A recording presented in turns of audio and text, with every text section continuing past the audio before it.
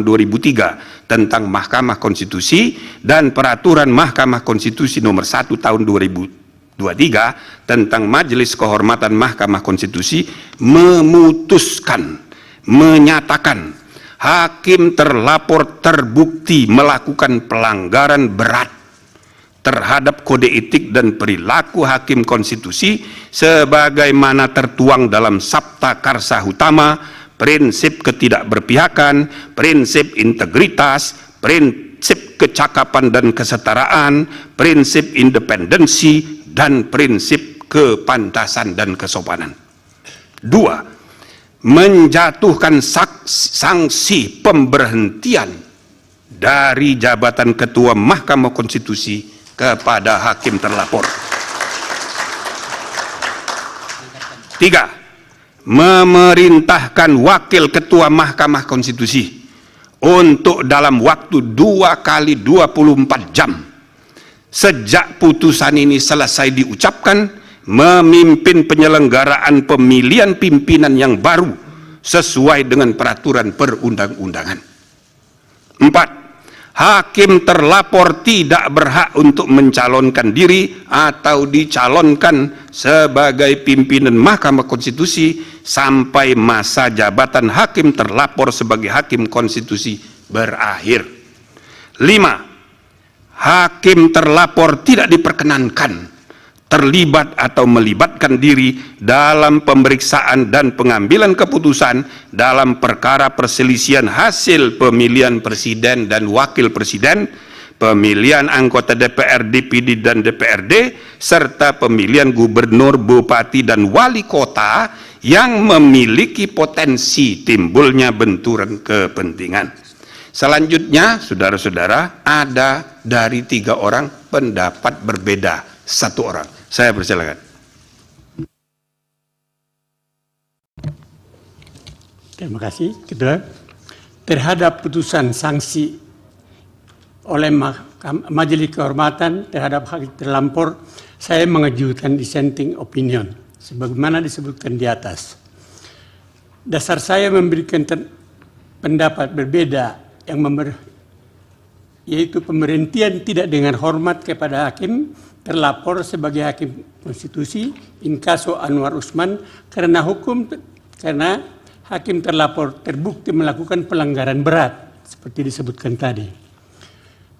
Sanksi terhadap pelanggaran berat hanya pemberhentian tidak dengan hormat dan tidak ada sanksi lain sebagaimana diatur dalam pasal 41 huruf C dan pasal 47 Peraturan Mahkamah Konstitusi nomor 1 tahun 2003 tentang Majelis Kehormatan Mahkamah Konstitusi.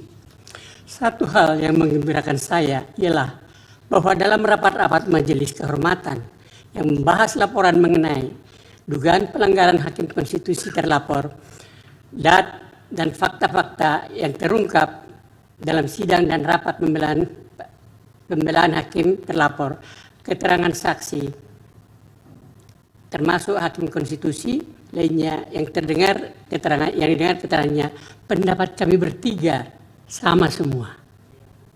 Dan terjadi diskusi yang sangat substansif, namun saling menghormati, dimaringi dengan saling senyum, selalu senyum. Namun dalam membuat kesimpulan dan penentuan sanksi terhadap hakim terlapor Anwar Usman, kami berbeda. Dengan saya harus memberikan dissenting opinion. Menurut saya mungkin karena latar belakang saya sebagai akademis hukum, memang sepanjang karir saya yang terus berpotensi sebagai akademisi, yaitu dosen saya, dosen di Universitas Indonesia selama 35 tahun. 71 sampai tahun 1971 sampai 2006, dan di Universitas Pelita Harapan dari 2003 hingga sekarang, artinya 20 tahun. Sebagai dosen saya juga mengabdikan ilmu saya sebagai anggota Dewan Etik Hakim Konstitusi 2018 sampai 2020. Tetap diangkat berdasarkan kriteria akademik saya. Sehingga jiwa dan pikiran saya utuh adalah sifat keilmuan. Cara saya berpikir dan berpendapat selalu konsisten sebagai seorang ilmuwan atau akademisi. Karena itu dalam memandang dan menilai sesuatu masalah, peristiwa, keadaan, gejala yang ada selalu berdasarkan apa adanya, just the way you are, just the way it is. Itulah sebabnya dalam pembelaan memberi putusan pada pelanggaran kode etik ini dari perilaku hakim konstitusi aku, saya memberikan putusan sesuai aturan yang berlaku dan tingkat pelanggaran kode etik yang terjadi dan terbukti, yaitu sanksi bagi hakim terlapor berupa pemberhentian tidak dengan hormat sebagai hakim konstitusi, sebagai hakim. Saya gembira bahwa dalam membuat putusan ini kami bertiga bersikap saling memahami dan dalam suasana batin penuh senyum yang diakhiri dengan bersalaman dan bergembira. Semoga Tuhan Yang Maha Esa memberkati kita semua.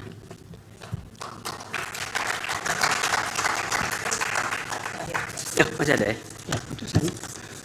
Baik. Demikian diputus dalam rapat Majelis Kehormatan oleh 3 anggota Majelis Kehormatan, yaitu Jimli Asidiki sebagai Ketua Merangkap Anggota, Wahidudin Adam sebagai Sekretaris Merangkap Anggota, dan Bintan R. Saragih sebagai anggota pada hari Jumat tanggal 3 bulan November tahun 2023 dan pada hari Senin tanggal 6 bulan November tahun 2023 dan diucapkan dalam sidang pleno Majelis Kehormatan Mahkamah Konstitusi terbuka untuk umum pada hari Selasa tanggal 7 bulan November tahun 2023 selesai diucapkan pukul 18.21 waktu Indonesia Barat oleh 3 orang Majelis Kehormatan Mahkamah Konstitusi, yaitu Jimli Asidiki sebagai Ketua Merangkap Anggota, Wahidudin Adam sebagai Sekretaris Merangkap Anggota,